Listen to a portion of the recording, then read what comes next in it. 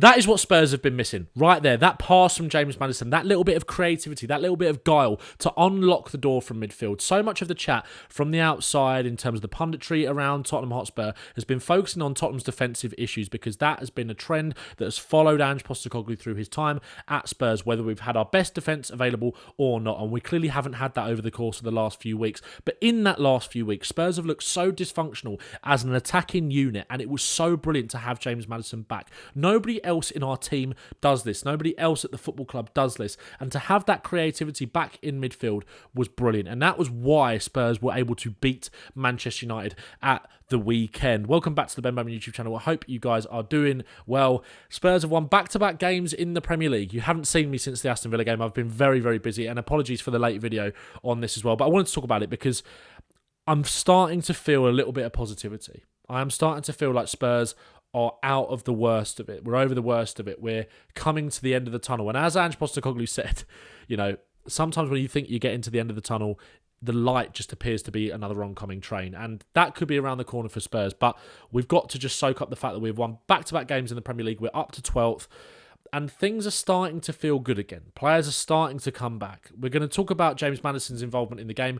We're going to talk about Djed Spence as well, who was just, again, absolutely fantastic. Man of the match. I want to talk about Lucas Bergvall briefly as well. I want to talk about the team as a whole and how actually Spurs could potentially set up with Matisse Tell and Dominic Solanke. So we're going to come and talk about this team in a little bit as well. And I also want to talk about Matisse Tell's performance individually. But Spurs, it's just a relief. It's just a little bit of relief and a little bit of respite. I didn't do videos on the 2 cup exits because honestly, I'll be honest, I'm not hiding from it. It's just quite hard to come on and kind of pick yourself up the floor of those kind of games. And I don't want to make these videos when we win rather than when we lose. You guys know I haven't done that. But it's been a tough, tiring few months as a general fan base. I also want to mention the protests very quickly as well. Well done to anybody who attended them, everybody who organised as well. Hopefully people will begin listening. Hopefully this is the start of something. It feels like there is really clear messages and it feels like there is unity, which is the most important thing. But on the game, the most important thing for Spurs was having James Maddison back in the fold. I will talk about Djed Spence, like I said, as well, because, again, it was another man-of-the-match performance from him. And actually, one thing I wanted to quickly start on was one of the first actual images I had from the Djed Spence stuff that I wanted to show. You can see here, Spence kind of firing this ball into Maddison here. We have just lacked even stuff like this. Someone to just take the ball on the half-term and threaten to run a defence, threaten to run an opposition defence. James Maddison has picked up so many little free kicks in this position. The ball does not get turned over when he is on the pitch. We retain the ball and we retain threat and we retain momentum. And that is kind of what we saw at the weekend. I also want to talk about our average positions because it felt like, and it's definitely borne out in the average positions as well, it definitely felt like it was our most balanced performance for a while. It wasn't perfect, as we're going to come on and talk about. United had chances. They had more big chances than us. Garnacho, Højlund, Xerxes had opportunities. But Spurs, and look, this Man United team is poor. It is poor. It absolutely is poor. But Spurs were better. And we're building, hopefully, towards something. Look, like I said, United started the game probably the better side, wanting to get 1-0 up, wanting to try and take the initiative in the game. Vicario, so good to have him back, and actually so good to kind of have him making a few early saves and be involved. I think his presence in that back line, he was tested, he had work to do 100%, but you could see sitting in the ground, kind of getting the benefit of that way that you might not get on TV necessarily. He was talking to that defence all game, he was shouting, he was leading from the back, and kind of to see him with the captain's armband at the end, exemplified even more that he is a leader in this team. He really, really is. And it is such a relief to have him back. But Spurs ride that early storm and we score the first goal. Lovely, lovely feat here from Porro to kind of jink away and set that ball back out to Rodrigo Bentancur, who gets the cross in. This is what happens. If you look at the back post here, Son having that isolation, Spurs having those tenacious, technically secure players in the middle in Bergvall, Maddison and Porro who are able to fashion out a chance like this. You can move the ball quickly, which leaves that 5-back defence lopsided, which creates space at the back post for Son Heung-Min. That is what happens when you think quickly, when you move the ball quickly, and you make decisions quickly. Good cross from Bentancur. Sonny gets the volley in, comes back to Bergvall. Onana should probably do better, but Maddison reacts. He reacts and he's in there and he scores. And we see this. We see this moment, right? Maddison, look, I've spoken about this on TikTok. Go and follow me on there. People are just boring if they don't want this sort of stuff in football. They really are. And I think he had every right to respond, because I think I've spoken so many times on this channel about why I think Maddison is so key to Tottenham in terms of the way that we build up. I think you can kind of see that again on Sunday. You can see here in terms of dropping into those left back areas a lot of the time to receive the ball, to allow Spence to kind of make these runs down the middle through the centre of the pitch. He's always there offering an option to his teammates to help us build out, especially when we've not got our best defence. That was what stood out at the Etihad, as well as his 2 goals and that brilliant performance where he played with swagger. That's what stood out at Southampton as well, where we constantly see that rotation in midfield. He is coming into a lot of these positions at left back to be able to help Spurs build out far more effectively and kind of create these and execute the patterns that we actually want to execute. We lose so much technical ability when he is not on the pitch. The decision-making in this team, the lack of composure in this team when he is not in it, just goes through the floor. It really, really does. And I'm so glad to have him back. And he has had a real impact for Tottenham this season. You cannot deny that. I think 13 goal contributions in the Premier League, that is an output really not to be sniffed at. I think Cole Palmer might be the only attacking midfielder with more. And look, I want Maddison to perform on a more consistent basis for Spurs, but when he has been available, I know there's been this narrative of Ange maybe not picking him in certain games, and I get it. The outside media aren't going to have the same nuance in terms of the conversation that is had around Maddison that we have as Spurs fans who watch him every week and kind of see the impacts with our own eyes a lot of the time. But he's got every right to turn around and do that, because it was unprovoked from Roy Keane, and he had the last laugh, and he was brilliant up until he came off. Spurs as well. One thing I really like, this is what I love about Maddison. Absolutely love about Maddison. I want to touch on Danso quickly as well, because he's obviously able to break the line with his pass into Maddison, although Maddison kind of makes it easier for him dropping into that position in midfield. I've really enjoyed Kevin Danso so far. I'm not going to go into too much detail on him here, but I think he's been pretty solid. Obviously, he had that recovery tackle in that foot race against Rasmus Højlund, which he won. I think in build-up, he's been pretty solid as well. He's been chucked in with 2 real games with a baptism of fire against Villa and Liverpool.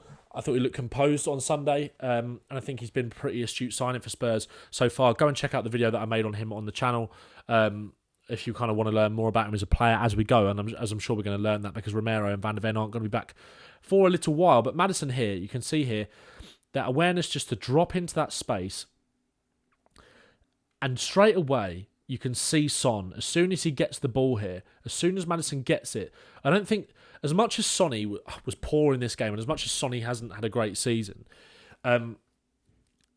if he's got Maddison in that team, how many times have we seen Spurs fashion these kind of chances where you've got a team sat in a block, you've kind of bypassed the forward line, you've got Casemiro and Fernandes there, who Maddison kind of peels off and drifts into the space, Xerxes comes to close him down, but you've still got to get that ball in behind 5 defenders, right? And those wing-backs tuck in narrow because Son and Kulusevski are hugging the width. They're worried about what our inverted fullbacks might do. Tell is occupying the 2 central centre-backs. You know, Dorgu is central because he's tracking the runner Porro there. But you see Son, as soon as Maddison picks that up, he knows that he's got a chance, and he knows that he knows Maddison wants him to go, and it's just as a perfect little ball in behind for Sonny to run onto. Sonny does well actually as well to just stay a little bit composed rather than flash the ball back first time, cut it back for Tell. It's a kind of low percentage chance really for him. Obviously on his left foot trying to beat Onana at his near post. But that is what we've missed. We have really, really missed that ability just to open teams up with one ball. Maddison just drifting into those little pockets of space to dictate the game. And all of a sudden, United have got runners that they need to think about. Look at Porro on his bike there. Kulusevski staying wide. Tell occupying the centre half. And Sonny knows that he's going to go. And then he's got everybody running back towards their own goal. And Spurs create a chance from it. United obviously had chances. They had big moments. Vicario had to come up big for us in that game. But in terms of just retaining a little bit more control of the football, a little bit more control, and actually being able to fashion chances rather than relying on maybe moments of individual brilliance or getting a bit lucky in certain moments, or, you know, having to really ride out storms. Being able to take initiative and kind of play on the front foot. That's what I loved about Lucas Bergvall as well in this game. In terms of his running power, just that ability, that tenacious ability, that composure as well. For me, he had a brilliant game before he came off. And I really like Maddison and Bergvall together. Bergvall was kind of that roaming playmaker. Maddison kind of playing as that roaming playmaker as well. I thought Bentancur had a better game in this one as well. Certainly a better game than he had against Villa in the Cup. And like I said, look at those average positions. It just feels like Spurs have got a bit of balance back. You know, building up kind of in this 3. you know, and then the 5 across the middle, or the 4 across the middle, and then the 3 up front. It just feels a lot more balanced, that. So it was good to see that. A couple of other bits from a Spurs point of view as well. Pedro Porro here, he got into these sort of crossing positions a lot in this game. He was firing some really dangerous balls across. It leads to the half chance for Tell that he kind of snatches at. I want to talk about this actually with Tell. This isn't an easy one, and I haven't got all of the examples, but his decision-making in the final third was quite frustrating, and it got worse, I think, as the game went on, but this is a 19-year-old on his Premier League debut. If he can sharpen up his finishing and actually just get some rhythm into his game, and again, we've kind of got another example of it just after this, Vicario saved that wanted to show, because he had to make a few. That is a really good save, a really, really good save. Garnacho's finishing was not on point in this game, but that was a really difficult shot to save, and Vicario got down. Maddison here, I know he's going to love Tell playing with him until Solanke comes back. Because Maddison, we've always said it, he wants kind of that striker to be able to bounce off. He loves kind of getting into these positions and just clipping little balls over the top. Tell's movement, I thought, was really good, really sharp. It was just kind of the finishing that maybe let him down a little bit in the decision-making at times. But I think those two could strike up a really nice relationship. Tell was coming a little bit deeper a lot of the time to kind of bounce off of Maddison, kind of play those little bounce passes and move forward and try and unlock the door that way.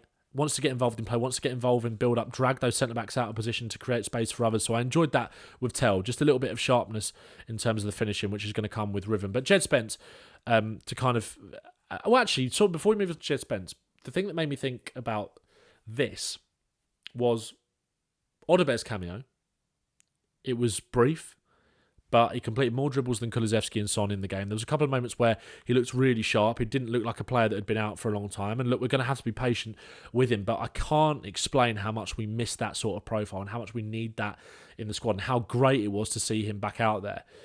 And I do wonder whether Spurs could potentially try something like this going forward, or when we get the opportunity to with the players coming back with Romero and Van de Ven. Tell kind of playing as this inside forward, Solanke playing as the number 9, being able to kind of drag defences, drag centre-backs wide into the channel, and kind of Tell playing as more of an inside forward at times. Almost kind of setting up a little bit like this. Kind of having Kulusevski in this sort of half space, Graham Bergvall here. Maybe this is a bit too gung-ho, but, you know, Porro, Spence, whether it's Spence or a Doggy, kind of playing as that left back, Odebear as that touchline winger, allowing Spence to kind of come inside a little bit of him here, or when Odebear does drift in as that kind of wide playmaker, a Doggy can kind of go round him. But Porro is kind of more of like an up and down wing back, with Tell kind of playing inside as an inside forward alongside Solanke. I think he's got the creativity to do it. I think he's got better technical ability than Brennan Johnson. Kulusevski can kind of have a bit more of a free role. Gray here as that 6 can almost fill in at right back at times, with Bergvall kind of tucking in, Kulusevski in there. I quite like the idea of this. There's fluidity.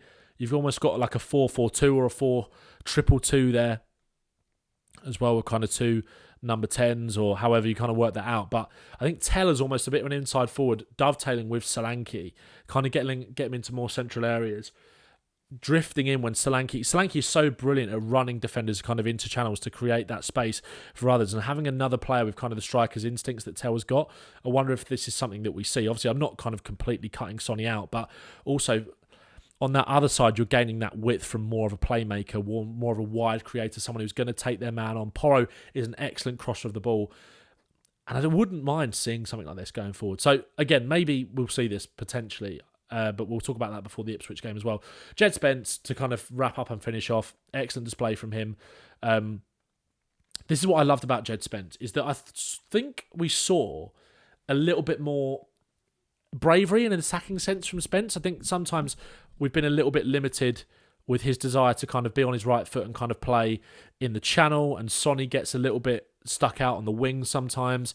Spence, there was a couple of times in this game where he really saw an opportunity to drive and go round Dalot and Bruno Fernandes. This was an example of it here, and crosses on his left foot. It was, not the best cross in the world, but this is what I want to see more of from Spence, going around and going onto that left foot and getting crosses in that way. Here, again, he sees, what I love about him as well is that when he does want to come inside, he just sees the picture. He sees the space open up. There's a gap there to run into.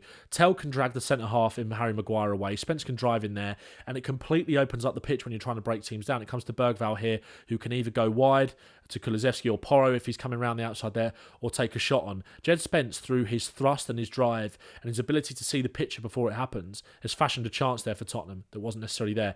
Here as well, that running power. He's so hard to press and so hard to get the ball off because of the running power that he's got and the brilliant close control. Here, I love this from Tottenham. So many times the move breaks down here. And look, again, Sonny was poor. He was poor in the game. But the move breaks down a lot in these kind of situations because Sonny's pass back into a Doggy or Gray or Spence, whoever's playing at left back recently, has not been good enough.